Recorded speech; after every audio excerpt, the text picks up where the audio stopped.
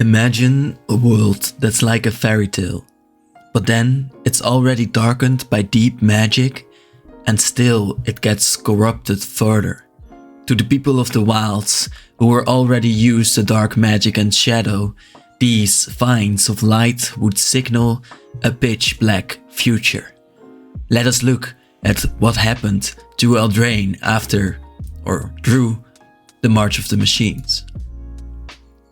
Some, like the Knights of Ventress, had already foreseen the March of the Machines, but they could not believe that what they knew was true.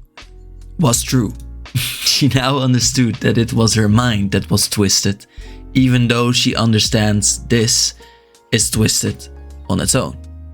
She thinks what she saw was her imagination as an incomplete being. But what she really missed was the truth. Her vision is now halved in the display of warped meaning. Her eye has been replaced by porcelain, and her mount as well. And Rumar, in his art, made a horse-like creature, bladed and with hooves that split into hooves.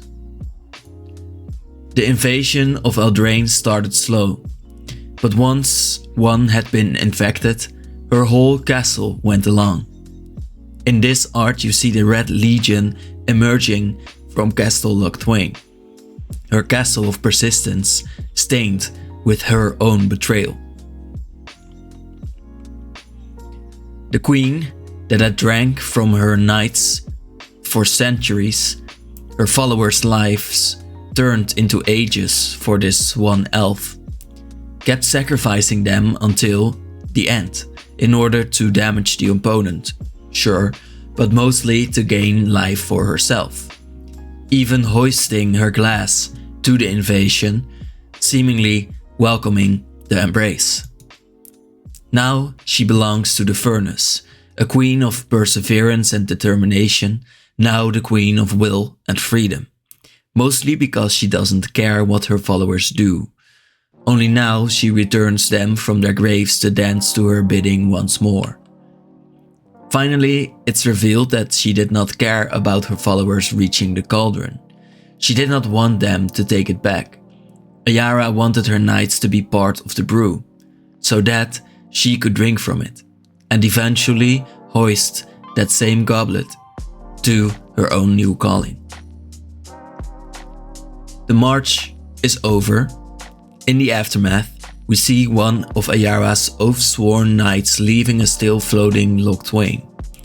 Blood petals falling to a ground riddled with witches' circles, her mechanic tells us that she is off to a quest. Every adventure makes her stronger, until at 6 power and toughness, she is strong enough to find what she is looking for as you shoot her. She'll find the Cauldron of Eternity.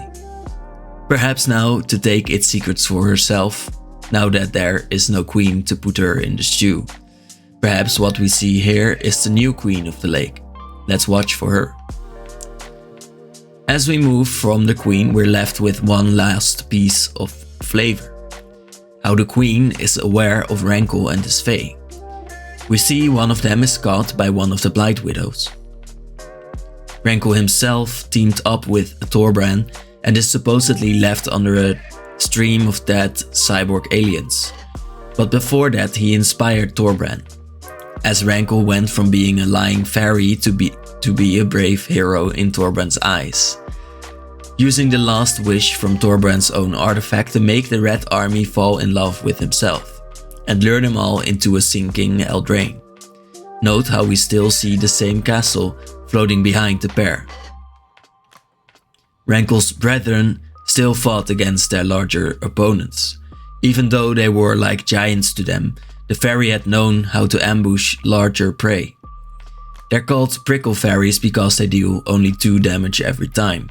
You might not feel these sadists and their prickles at first, but they'll hurt and remove you in a while, pestering you until you lose wits and most of your cards, so that they can sting you over and over until you're Eldrained. This is almost a flavor win with the castle, how the fairies hurt when you have fewer than 2 cards. The castle's flavor was that however low you were on resources, you always could find a way to get those cards and that sanity back. And just like that, the castle will float on. The floating castle will persevere, but a lot has changed as well. The angels that saved the multiverse left Halo here, their angel juice, to be collected by Rankle's people. This rogue is gathering it, and who knows what that pixie dust will do to this magical land. Apparently, it will help this rogue cast more spells or find miracles. Not only the fairy gained power from this war, the fox-riding elves who ruled the realms before the humans did came out of hiding, being heroes for lost travelers, returning them from the worst places. As these elves had been hiding in their foxholes, holes in the ground to be exact, they now come out to reinstate their presence. Might they gain a foothold once more? Aside from Ayara, the elf queen who has now been completed and assumably rendered inert, these elves were the only ones that the people knew. So they might need a lot of a new foothold. And finally, the royal funeral. The king and queen of the realm have been killed off screen. Two legendary creatures exiled to give a last bit of hope to their people, drawing them cards or resolve in favor of the pain of loss and life. But legends will rise, as the second timeline says. And also, as we know from the first look at Eldraine, which is that we know that Will and Rowan Kenrith will fight the evil sorcerer. And they might do so in their own ways. Will they have to unite their realms again, close pacts with elves and fae, fight Ashiok's nightmares, or all of the above? Let me know what you think about the future of Eldraine in a nice comment. You can do it. I believe in you.